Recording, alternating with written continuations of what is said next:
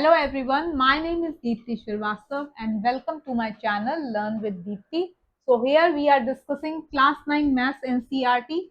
So in our last video, as you know, we have started with chapter number 2 polynomials. We did the introduction of polynomials, and in the last video we have completed exercise 2.1, and today we are discussing another concept which is the zeros of a polynomial. अब zero of a polynomial क्या है? As the name suggests कि zero of a polynomial वो value होगी उस जिस value पे जो पॉलिनोमियल है उसकी वैल्यू जो है वो जीरो हो जाएगी. एग्जाम्पल से शुरू करेंगे.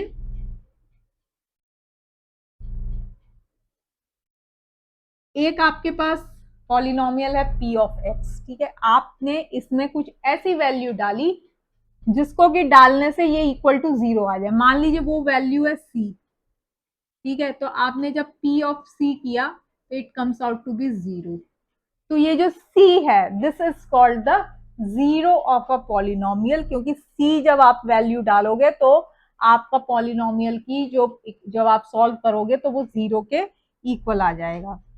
अब जैसे कि एग्जाम्पल में देखते हैं p of x is equal to say x plus two, ठीक है. अब आपसे पूछा जाए कि भाई इसका जीरो आप कैसे निकालोगे. एक तो बहुत ही इजी सा है कि x plus two is equal to zero किया मैंने और मैंने इधर लेके गए तो मेरे पास आ गया x is equal to minus two. जो माइनस टू है is the zero of the polynomial p of x, और आप इसको बोल सकते हो कि जो माइनस टू है is the zero of the polynomial x plus two. अगर आपको चेक करने के लिए कहा जाए कि भाई आपको उन्होंने बोला है कि भाई minus two and plus two are they both the zeros of this polynomial? No, they are not, because जब माइनस टू डालेंगे तब तो आपके पास ये minus two plus two equal to zero आता है, लेकिन जब आप प्लस टू डालेंगे तो आपके पास two plus two is equal to four, which is not equal to zero. So in this case you will say that only minus 2 is the zero of this polynomial x plus 2, whereas plus 2 is not the zero of this polynomial. ठीक है. और देखते हैं examples देखते हैं. Concept easy है. Zero of the polynomial calculate करना भी बहुत आसान रहता है. एक आपके पास है p of x is equal to 2x plus one. तो अब आप इसका जीरो कैसे निकालेंगे? वो वैल्यू x की जहां पर कि ये इक्वल टू जीरो आ जाए. तो आप इसको इक्वेट कर दीजिए. 2x प्लस इक्वेशन लिख दिया आपने, x is equal to minus 1 by 2. So minus 1 by 2 is the zero of this polynomial 2x plus 1. General form में लिखते हैं. ये आपका क्या है? ये आपका एक लीनियर पॉलिनोमियल है जहां पर की डिग्री जो है वो 1 है. तो ax plus B is equal to zero और x इसको आप इधर लेके जाएंगे माइनस बी अपॉन ए. तो अब आप देखेंगे कि एक जनरल उसमें एक लीनियर पॉलिनोमियल में सिर्फ एक ही जीरो होगा. So you can write it like this. A linear polynomial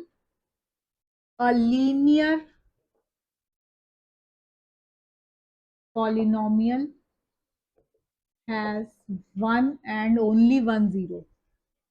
सिर्फ एक ही वैल्यू आएगी आपके पास जिसपे कि वो पॉलिनोमियल जो है वो जीरो हो जाएगा. तो जैसे कि जनरल फॉर्म में लिखेंगे तो वो एक ही वैल्यू ऐसी आएगी. जबकि अगर आप वैसे पॉलिनोमियल्स देखेंगे तो ये जरूरी नहीं है, एक वैल्यू भी हो सकती है. It can have more than one zero. ठीक है. तो अब जैसे एक और टर्म देखते हैं, हम एक और पॉलिनोमियल का एग्जांपल लेते हैं. X square minus two x. ठीक है. अब x square minus two x जो है x square minus two x है. X square minus two x में क्या है? अगर उसने बोला है कि वेरीफाई करिए कि जो टू एंड जीरो हैं that they are the zero of this polynomial. Two है और जीरो है.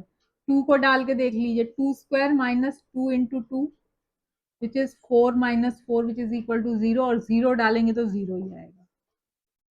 तो अब यहाँ पे ये क्वाड्रेटिक पॉलिनोमियल्स है which has more than one zero. यहाँ पे आपके पास दो ऐसे वैल्यूज आ गए जहां पर कि आपका पॉलिनोमियल जो है it comes out to be 0. So there are 2 zeros of this polynomial.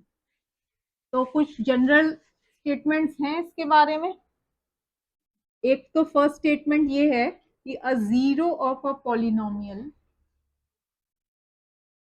Zero of a polynomial need not be zero. इसका क्या मतलब? इसका मतलब ये है कि किसी भी पॉलिनोमियल का ये जरूरी नहीं है कि सिर्फ जीरो आपने डाला तो ही जीरो आएगा. ऐसा नहीं है, कुछ और नंबर डालेंगे तो भी जीरो आ सकता है. जैसे हमने एक्स प्लस टू में किया तो -2 वो एक जीरो है पॉलिनोमियल का. ठीक है. और इवन अगर आप उसमें जीरो डालेंगे भी तो भी वो जीरो नहीं आएगा. एक्स प्लस टू में जीरो प्लस टू करेंगे तो वो जीरो नहीं आएगा. So the zero of a polynomial need not be zero. It can be zero but it is need not be zero. जरूरी नहीं है कि जीरो जो जीरो वैल्यू डालने से पॉलिनोमियल जीरो ही आएगा. आ भी सकता है, नहीं भी आ सकता. सेकंड इसी के ऊपर बेस्ड है, zero may be zero of a polynomial.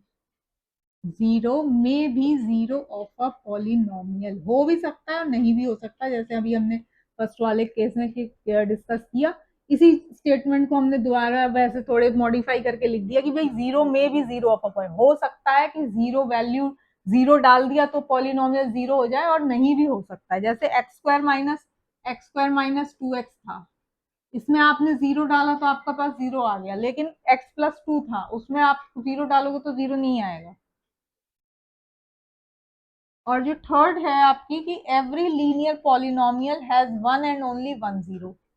Every linear polynomial, every linear polynomial has one and only one zero.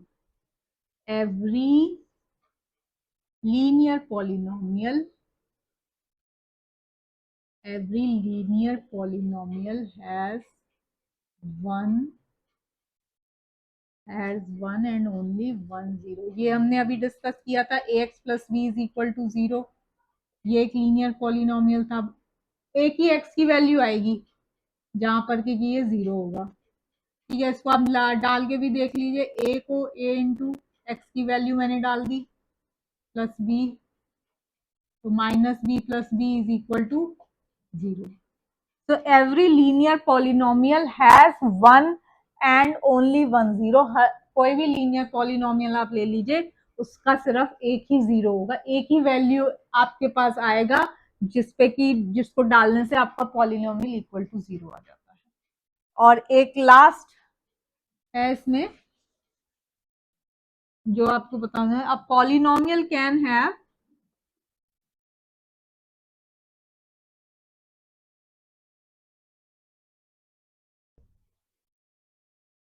a polynomial can have more than one zero. A polynomial can have more than one zero. एक polynomial जो है उसके एक से ज्यादा zero हो सकते हैं. जैसे एक्स स्क्वायर माइनस 2x था, उसमें टू भी उसका जीरो था और एक खाली जीरो भी डालेंगे तो भी उसका जीरो ही आएगा. So today we have discussed what are called the zeros of a polynomial. Zeros of a polynomial क्या होता है? वो वैल्यू जिसपे कि आपका polynomial equal to zero आ जाए, that is called the zero of a polynomial. And these are uh, uh, some of the statements for the zeros of a polynomial. That the zero of a polynomial need not be zero.